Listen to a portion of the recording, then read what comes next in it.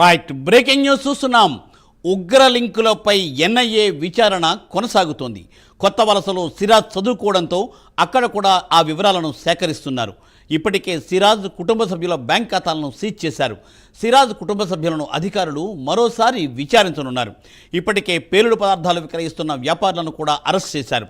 సిరాజ్కు కర్ణాటక, ముంబై, కోల్కతాతో లింకులు ఉన్నట్లు ఎన్ఐఏ అధికారులు గుర్తించారు.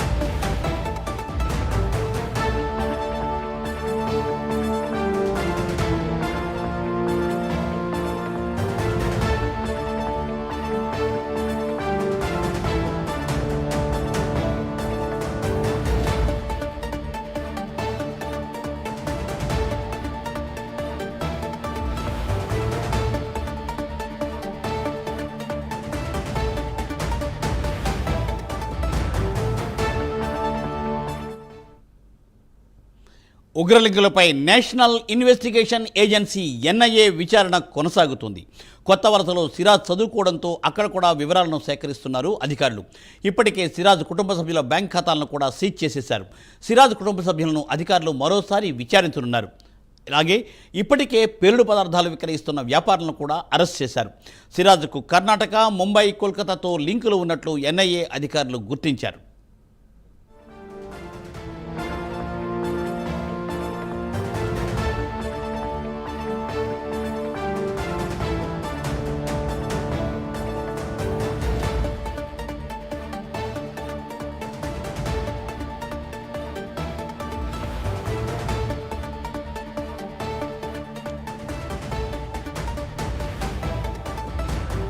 రైట్, విజయనగరం జిల్లా కొత్త వలసలో ఎన్ఐఏ అధికారుల విచారణ కొనసాగుతుంది. సిరాజ్కు అక్కడ కూడా లింకులు ఉండడంతో వాటిపై ఆధారాలను సేకరించే పనిలో పడ్డారు అధికారులు. అలాగే ఆల్రెడీ ఇప్పటికే ఏంటంటే బాంబు పదార్థాలు సేకరించిన వ్యాపారులను కూడా అరెస్ట్ చేయడం జరిగింది. సిరాజ్ కుటుంబ సభ్యులను కూడా ఆల్రెడీ అధికారులు విచారిస్తూ ఉన్నారు. దీనిపై మరింత తాజా సమాచారాన్ని మా ప్రతినిధి నాగేంద్ర ప్రసాద్ అందిస్తారు. నాగేంద్ర, ప్రధానంగా నేపథ్యంలో ఎన్ఐఏ దర్యాప్తు అయితే కొనసాగుతున్నటువంటి పరిస్థితి ఉంది. విజయనగరం 2 టౌన్ పరిధిలో విజయనగరం కేంద్రంగా దర్యాప్తు అంతా కొనసాగుతుంది. ప్రధానంగా నిన్నటి పరిణామాలు కనుక పరిశీలించినట్లయితే ఇక్కడ ఎక్కడైతే విద్యాభ్యాసం చేస్తున్నాడో అక్కడ కొత్త వలస ప్రాంతంలో కూడా ఎన్ఐఏ బృందం నిన్న దర్యాప్తు సాగించినట్టు సమాచారం అందుతోంది.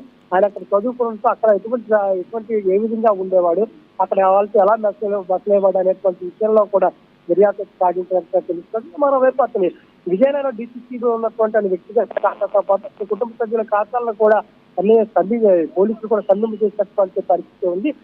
సిరాజ్ తండ్రికి కూడా అక్కడ ఉన్నటువంటి సొమ్ముని కొంత తీసుకునేటువంటి ప్రయత్నం అంటే ఆయన అక్కడ లాకర్ ఉందో లాకర్ల సొమ్ము తీసుకునే ప్రయత్నం కూడా చేసినట్టుగా తెలుస్తుంది.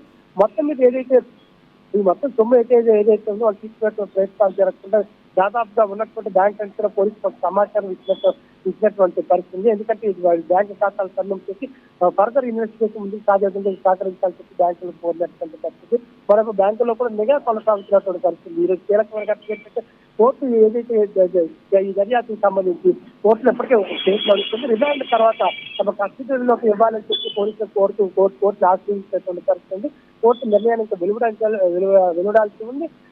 ఇంకా కోర్టు కనుక ఒకవేళ తీర్పు వెళ్ళినట్టయితే అంటే కస్టడీ కనుక ఇచ్చినట్టయితే తదుపరి పరిణామాలు ఏ విధంగా ఒక ప్రణాళిక పోలీసులు రూపొందించిగా తెలుస్తుంది. ఒక డిఎస్పీ స్థాయిలో కూడా ఒక బృందాన్ని ఏర్పాటు చేసుకుని దర్యాప్తు కొనసాగించాలని, వ్యక్తిగతంగా విచారించవచ్చు, ఎటువంటి చర్యలు తీసుకోవాలనే కోణంలో పోలీసులు ముందస్తు కూడా కొంత ప్రణాళిక సిద్ధం చేసినట్టుగా తెలుస్తుంది. మొత్తం